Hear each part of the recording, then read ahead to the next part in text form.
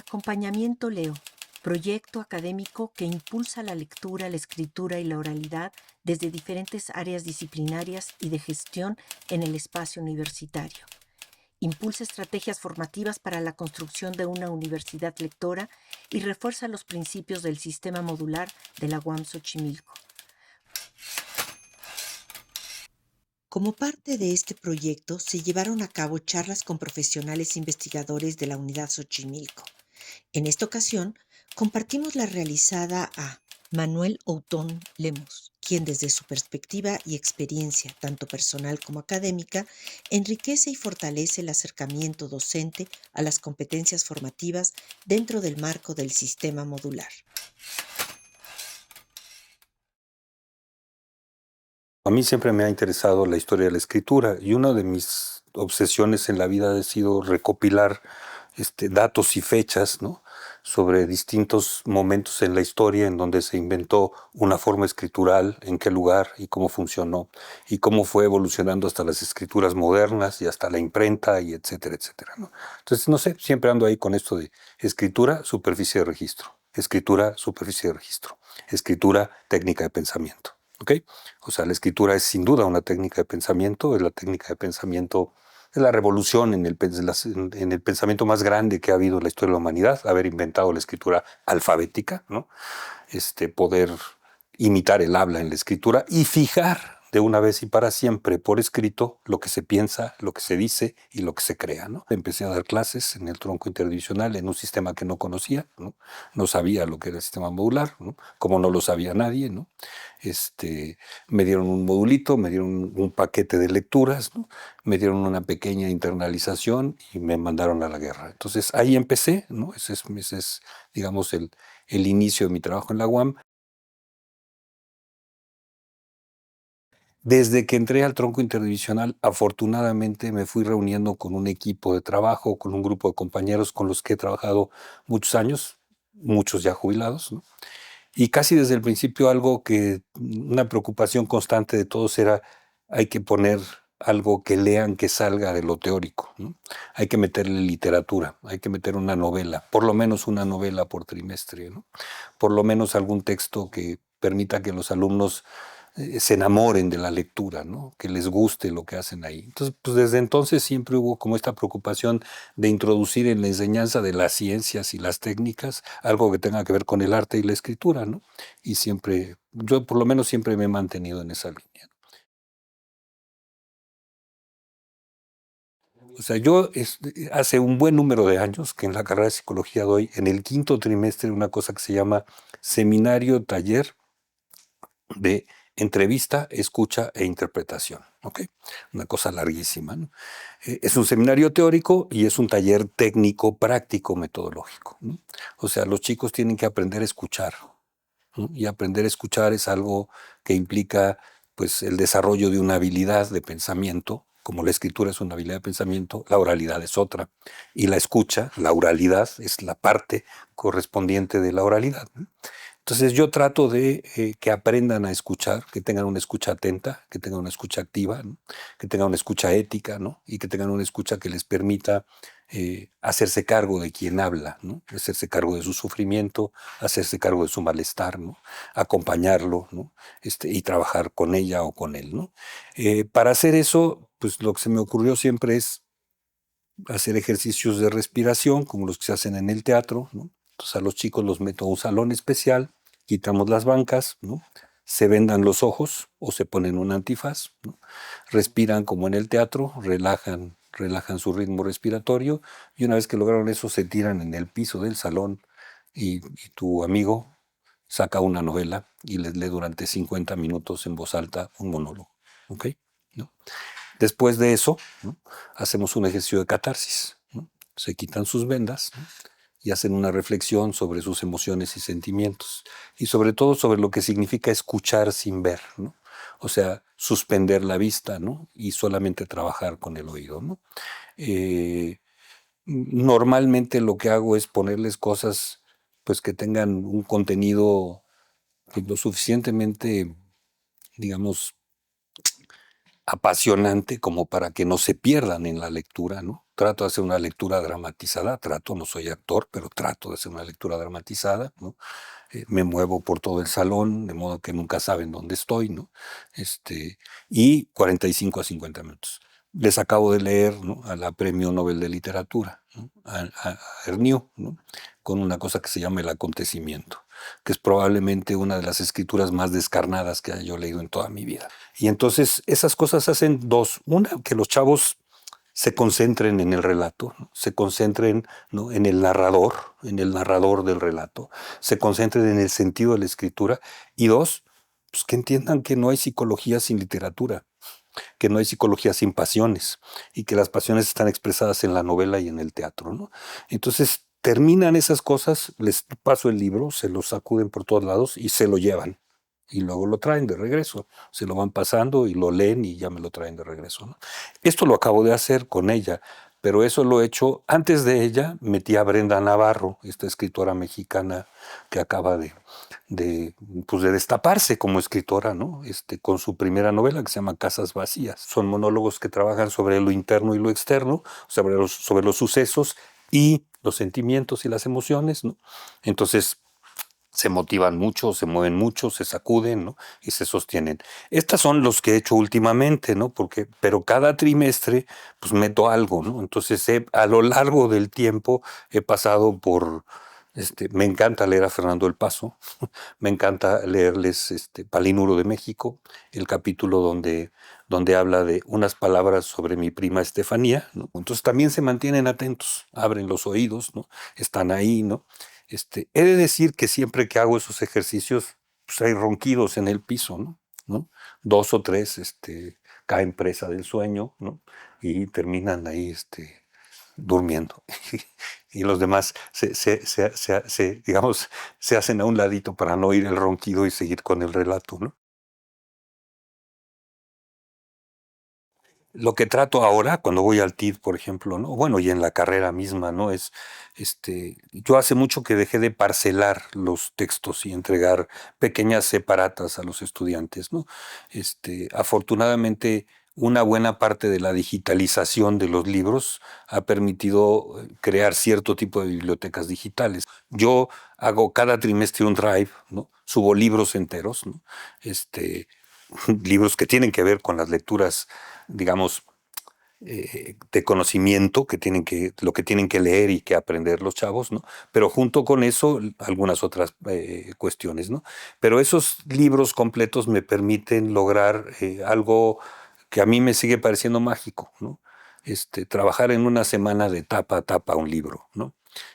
Pedirles, exigirles, motivarlos, buscar la forma bajo la cual, ¿no?, avancemos capítulo por capítulo desde la tapa del libro hasta la contratapa del libro, ¿no?, y podamos hacer un cierre completo sobre una lectura, muchas veces por primera vez en su vida, de un libro completo, muchas veces, ¿no?, porque muchas veces solo han leído separatas, solo han leído capítulos, solo han leído artículos aislados, ¿no?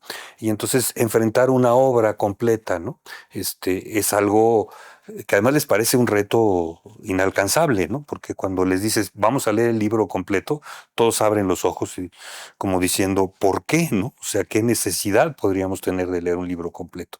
Entonces, hago esas cosas también, o sea, busco, ¿no?, estas condiciones de tener la posibilidad, por lo menos, de 2 textos completos cada trimestre, ¿no?, completos, de tapa a tapa, en términos, digamos, de esto que estás diciendo de lo que tiene que ver con los contenidos académicos y con el discurso académico, ¿no? O sea, ahorita, por ejemplo, que estoy en cuarto, que no doy taller, doy módulo, acaban de leer a Villoro El pensamiento moderno de tapa a tapa, ¿no?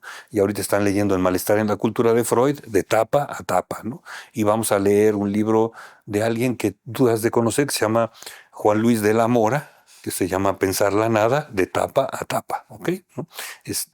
De modo tal que por lo menos en un trimestre, ¿no?, este grupo de estudiantes se va a enfrentar, ¿no?, a tomar un libro en sus manos, ¿no?, y leerlo de principio a fin, sea el libro físico o sea un dispositivo electrónico que le permite de algún modo, ¿no?, acceder, ¿no?, a estos materiales y tenerlos por entero, ¿no?, y disponer de ellos, ¿no? Es difícil a veces lograrlo porque los chicos tienen una resistencia grande al texto escrito, tienen una resistencia grande a los textos largos, tienen una resistencia grande al pensamiento abstracto, ¿no? Y entonces tienes que ir buscando las formas bajo las cuales logras que pues que hagan algo con eso, que le encuentren la forma de saborearlo, de degustarlo, de irlo desarrollando, ¿no? Entonces hago cosas raras, siempre se me ocurren cosas raras, siempre invento algo didácticamente hablando, ¿no? O sea, siempre hago algo en el salón de clase que busque la forma bajo la cual los alumnos pues se motiven con la lectura, ¿no? Hubo un día, por ejemplo, que llevaba yo el libro de Villoro y que les había dicho que por favor lo compraran, ¿no? Y entonces íbamos a ver el capítulo 1, 2 y 3, ¿no? Y entonces me doy cuenta que nadie ha leído, ¿no? No sé cómo, brinqué sobre la mesa, tomé el libro y lo arrojé así, ¿no? De lomo, ¿no? El libro giró y cayó en el bote de la basura, ¿no? Un compañero mío iba, de casualidad, un compañero mío iba pasando por ahí, ¿no? Se asomó al salón y me dijo, Manuel, ¿qué acabas de hacer? Y le dije, arrojé el libro porque no sirve, ¿no? Y entonces una alumna fue, lo sacó de la basura y dijo, profesor, está agotado, lo voy a digitalizar y se los doy a mis compañeros. Son cosas que uno no prevé tampoco y que uno no sabe incluso, ¿no? Y que a veces lo que dispara una motivación a que algo que podrían haber hecho, ¿no? Sacando el libro de la biblioteca y ya lo podrían haber leído, y que no habían hecho, lo dispara una acción, digamos, que surge ahí, ¿no? O sea, y se me ocurrió aventar el libro porque no sirve, ¿no? Vamos a leer otra cosa, ¿no? ¿No? Y lo que resultó fue lo contrario, lo digitalizaron, lo leyeron, lo trabajaron y avanzamos con ese material, ¿no? Digo, eso es por decir algo, pero en general busco cosas en el salón de clase que los motiven. Por ejemplo, leer en voz alta, ¿no? No yo, sino ellos, ¿no? Entonces les digo, a ver, vamos a revisar el capítulo, o sea, vamos a revisar esta parte del texto de Freud, El malestar en la cultura. Entonces, abran todos en ese apartado y a ver, tú empiezas a leer en voz alta, ¿no? Y te paras cuando alguien te detenga para tratar de entender lo que acabas de leer y para comprender algo que ha quedado o para discutir las dudas que estén ahí. Y cuando terminas tú, sigues tú, ¿no? Y cuando terminas tú, sigues tú. Enfrentarlos a leer en voz alta los enfrenta a su propia incapacidad para leer, ¿no? Se dan cuenta de que no leen las comas, de que no leen los puntos, de que no leen los signos de admiración, de que no leen los signos de interrogación, de que no leen los acentos, ¿no? Se dan cuenta de que no los leen y rectifican, ¿no? Y eso me parece que también es un ejercicio maravilloso, o sea, ponerlos a leer en voz alta en el salón, ¿no? ¿No? Les ayuda a darse cuenta de que a pesar de que saben leer y aprendieron a leer hace mucho tiempo, ¿no? No saben realmente leer con la atención debida y entonces devoran las palabras, ¿no? Sin darse cuenta de lo que están haciendo, ¿no? Sin darse cuenta del gesto de conocimiento que está detrás de ello, ¿no? Y de esta posibilidad de efectivamente a partir del texto pensar cosas que no habían pensado. Otra cosa que hago todo el tiempo es decirles, pues, como estamos en psicología, ¿no? Y como trabajamos cuestiones que tienen que ver con la memoria y el olvido, ¿no? Permanentemente les digo, ¿no? Que a veces aprendemos cosas de nosotros mismos que no sabíamos porque están en los libros. Primero, ¿no? Las cosas hay que describirlas para conocerlas, ¿no? Las descripciones se pueden hacer por escrito, ¿no? Es la mejor forma para describir algún hecho social, un proceso, ¿no? Hay que describirlo, hay que ponerlo por escrito y describirlo. Después hay que explicarlo y después hay que interpretarlo, ¿ok? La lectura implica las tres cosas, ¿ok? La escritura puede no implicarlas, pero la lectura implica las tres cosas. Yo tengo la obligación de entender lo descrito, de poderlo explicar y de saber interpretarlo, ¿ok? Cuando aprendo a leer, cuando me enseñan a leer, cuando muy niño, ¿no? Empiezo a leer letreros, empiezo a leer cosas, lo único que sé es identificar objetos, ¿no? A partir de sus nombres. Y empiezo un proceso de construcción cognitiva muy interesante, porque empiezo a reconocer las cosas, ¿no? A partir de las abstracciones que son las palabras, ¿no? Y entonces empiezo a hacer asociaciones de palabras, ya no de objetos, ¿no? Que es uno de los pasos fundamentales en el desarrollo, digamos, cognitivo, ¿no? De cualquier ser humano, ¿no? Mientras más voy leyendo, estos procesos de abstracción y estas estructuras son mucho más complejas y abarcativas, ¿no? Hasta que llego a que cuando estoy leyendo un texto estoy interpretando lo que dice el autor, ¿no? No estoy entendiendo lo que dice, sino lo estoy interpretando y lo estoy incorporando en otro lugar, ¿no? Que es la parte más compleja, que es lo que buscamos que hagan nuestros alumnos. Evidentemente, cuando llegan aquí, saben leer descripciones y las pueden repetir y saben buscarlas y son excelentes para buscar. Les dices, señálame lo más importante del texto y tráemelo subrayado. Y esa es otra cosa que hago. Y entonces les digo, saquen sus libros, abran donde está subrayado lo que hayan subrayado y me paro junto a ellos y les enseño el mío y les digo, mira, subrayamos lo mismo. Qué inteligente soy, ¿verdad? ¿No? Tan inteligente como tú, ¿no? Sabemos encontrar aquellas cosas que son lo más importante de un texto. Ahora explícamelo. Y ahí pasamos a un problema. No pueden, ¿ok? Lo encuentran, saben qué es significativo, saben qué es lo más importante del texto, lo subrayan, pero no lo pueden explicar. Entonces tenemos que empezar ahí la tarea. Esa es la tarea de la universidad, empezar a hacer que ellos se adueñen de conceptos que les permitan dar cuenta de lo que está por escrito en un libro, ¿no? Y después de eso, después de poderlo explicar, que puedan interpretarlo y asociarlo con otras teorías, con otros autores, ¿no? Y con otros conocimientos. Son 3 niveles, entonces eso está en un lugar. En cuanto a la escritura académica y en cuanto a la formación que los estudiantes, pues que buscamos que consigan y que tengan, ¿no? Al final, cuando les pedimos pues, en comunicación, en psicología, su trabajo terminal de licenciatura, la parte escritural básicamente trabaja sobre interpretación de sucesos, no sobre descripción de sucesos, sino sobre interpretación de los mismos, aunque sea un producto como los que hacen en comunicación, ¿no? Aunque esté en video, aunque esté en cine, aunque el formato sea otro, de todos modos es un trabajo que lo que hace es una intervención sobre un objeto y sobre un conocimiento. Y eso ya es interpretación, ¿no? Hay una discusión muy grande, siempre ha estado ahí, expresión y representación. Eh, Son 2 cosas que están ahí, ¿no? Nos expresamos en el lenguaje, ¿no? Puede ser el lenguaje pictórico, ¿eh? Puede ser el lenguaje musical, ¿no? O sea, es decir, hay muchos lenguajes, ¿no? Pues el lenguaje matemático, ¿no? Pero nos expresamos en el lenguaje, ¿no? ¿No? Pero lo peor de todo es que en ese lenguaje en el que nos expresamos es donde nos representamos también, ¿no? Entonces, estos fenómenos de representación, que son fenómenos que tienen que ver, digamos, con esta terceridad de los seres humanos, ¿no? O sea, esta parte, la primaria está en el cuerpo, la secundaria está en toda esta capacidad expresiva, ¿no? Que se refleja en el lenguaje, y la terciaria está en el pensamiento. Todo lo que pensamos, todas las representaciones que hacemos de nosotros mismos pasan por la expresión. Todas, todas. No tenemos otro territorio, ¿no? Porque las cosas que vivimos pasan, los sucesos y los acontecimientos dejan de ser, y lo único que queda es el relato. Lo único que queda de la experiencia, ¿no? Es la narración, ¿no? Y trabajamos sobre lo ya vivido en lo narrado. Trabajamos sobre lo ya sucedido, ¿no? En lo escrito, ¿no? No tenemos otro espacio para pensar las cosas, ¿no? Que el espacio escritural, que el espacio de la lectura, que el espacio, digamos, del conocimiento fijado, ¿no? En las distintas superficies de escritura a lo largo de la historia, ¿no? Ahí es donde hacemos esa tarea, ahí es donde recreamos el mundo, ahí, ¿no?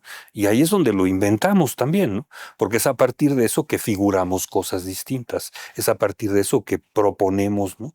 Estrategias diferentes. A mí me parece que cuando decimos que los alumnos no saben leer y escribir es que no queremos trabajar con ellos. O sea, los alumnos nunca supieron leer y escribir, ¿no? Por lo menos no académicamente, ¿no? Eso es la tarea de la universidad, enseñarles a leer, ¿no? Y a escribir en un campo de la ciencia y del conocimiento. Es una sintaxis distinta a la otra sintaxis. No es la misma sintaxis, es una sintaxis radicalmente diferente, ¿no? Es una sintaxis que trabaja sobre un grupo de objetos de otra naturaleza, diferente a los grupos de objetos que han nombrado y sobre los que han escrito y sobre los que han leído a lo largo de toda su formación previa. Entonces, esa es una tarea de la universidad, siempre lo ha sido, ¿no? Siempre lo ha sido. O sea, esta parte, ¿no? De la universidad de cumplir con ampliar, ¿no? El horizonte cultural de los jóvenes universitarios es tarea de la universidad, ¿no? No es de la enseñanza media, no es de la secundaria. Entonces, cada vez que a mí me dicen, es que cada vez están peor los alumnos, yo creo que los estamos peor somos nosotros. O sea, yo creo que nos hemos avejentado y hemos perdido la posibilidad, ¿no?, de tener la capacidad de reconocernos en esos jóvenes que llegan, como cuando llegamos nosotros a la universidad, ¿no? O sea, yo siempre, hasta en el consejo, cuando me enojo, les digo, pues acuérdense cuando ustedes entraron a la universidad, o sea, recuerden sus primeros años de vida en la institución universitaria, ¿no? No eran capaces de enfrentar la lectura de un texto completo, no eran capaces, ¿no?, de pensar y desarrollar una tesis por escrito. La universidad, ¿no?, los formó, trabajó con ustedes para que ustedes generaran las estructuras para poder hacer eso. Entonces, esa es la tarea de la universidad. Ahí, esa es la primera que siempre me aparece. Siempre que escucho esos discursos, creo que lo que queremos es quitarnos una tarea de encima porque no nos gusta, porque ya estamos viejos y cansados y porque ya no queremos repetirla, ¿no? Entonces, esa es una primera condición que está ahí. La segunda, la gente cuando dice que es un problema de que no saben gramática y que no saben sintaxis, y entonces hacemos talleres como los que están en historia, ¿no? ¿No? Básicamente son talleres de gramática y sintaxis y de lógica y lenguaje, o sea, porque la otra es enseñarles a hacer argumentos lógicos, ¿no? Entonces, si esto, luego entonces aquello, ¿no? Esta forma escritural, que es la forma escritural de la ciencia y de las hipótesis, ¿no?, que derivó de la lógica, ¿no?, y de la lógica se llevó al campo del empirismo y de la ciencia, ¿no?, y que eso es lo que les interesa a nuestros compañeros de biológicas que aprendan los alumnos. O sea, los alumnos no tienen que aprender a leer a Kafka, ¿no? No, los alumnos tienen que aprender a formular hipótesis científicas. Entonces tienen que poder establecer relaciones de variables, ¿no?, con argumentos lógicos, ¿no?, lo suficientemente bien elaborados como para que tengan un sustento. Eso es lo que les interesa. Entonces, no les interesa si saben escribir o no. No saben escribir nuestros compañeros. Nuestros compañeros escriben artículos. Y yo no me voy a cansar de decirlo. Cuando empezamos a producir aquí en la UAM algunos artículos científicos en el campo de las ciencias biológicas, nos pedían a los profesores de sociales que estábamos en biológicas, le hace mi caso, que les diéramos talleres de escritura para que pudieran escribir argumentos científicos, porque no sabían escribirlos, ¿ok? Entonces, nuestros propios compañeros que hoy publican en el mundo, ¿no?, tampoco sabían escribir un artículo, no sabían formular un argumento, y tuvimos que trabajar con ellos enseñándoles lógica de predicados, lógica de argumentos y lógica matemática, ¿no?, para que pudieran hacer estas relaciones que hacen ahora de memoria, ¿no?, entre variables para sacar, ¿no?, un posible resultado. Y que ahora las hacen de memoria y las escriben en inglés y en español sin problema, ¿no? Pero insisto, esa es la tarea de la universidad, ¿no? Esa no es la única tarea escritural que nos debería preocupar. A mí me preocupa mucho más que los chicos, insisto, puedan interpretar un resultado que puedan llegar a él. Me interesa mucho más que lo interpreten que puedan llegar al resultado, ¿no?, a partir de una serie de variables y de un modelaje matemático. Me interesa más que lo interpreten que lleguen al resultado, ¿no? Eso no me interesa tanto. El camino, el procedimiento, se aprende mucho más fácil, ¿no? La técnica, la metodología para entrar a un laboratorio y pipetear, ¿no?, y mezclar un compuesto y someterlo a cierta presión y cierta temperatura, se aprende mucho más rápido, ¿no?, que interpretar el resultado, ¿no? Interpretar el resultado es mucho más difícil, ¿no? Y eso es lo que nos debe preocupar, ¿no? O sea, hay gente que ha hecho cosas, clubes de libro, ¿no?, intercambio de libros. Yo me acuerdo de Lilia Benavides haciendo ahí mesas para poner libros de literatura y repartirlos y regalarlos, y la gente venía y donaba y los alumnos se los llevaban y luego traían otros.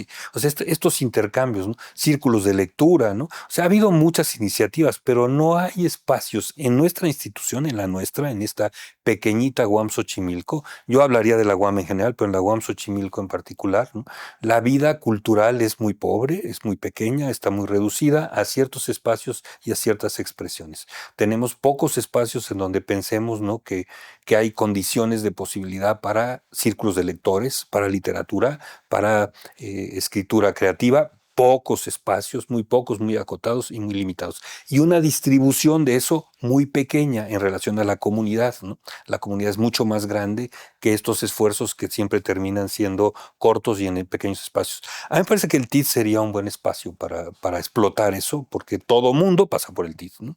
Entonces sería como un buen punto de, digamos, ¿no? de explosión para generar, ¿no? un espacio de reflexión sobre la escritura y la lectura, ¿no? Que le permitiera a los jóvenes universitarios no solo introducirse en el conocimiento académico y en la lectura de textos académicos, sino también en la cultura general, ¿no? Y en la literatura, ¿no? Yo creo que el TID sería un espacio privilegiado para hacerlo, sí, pero todo se lo queremos poner al TID, ¿no? Todo, ¿no? Le queremos poner fisiología, patología, química básica, matemáticas, todo se lo queremos poner al TID. Y no, este, yo creo que esto es mejor, ¿no? Un espacio de explosión cultural, ¿no? Es mejor que la química y que las matemáticas y que la patología que les enseñan ahí a los alumnos de medicina, ¿no?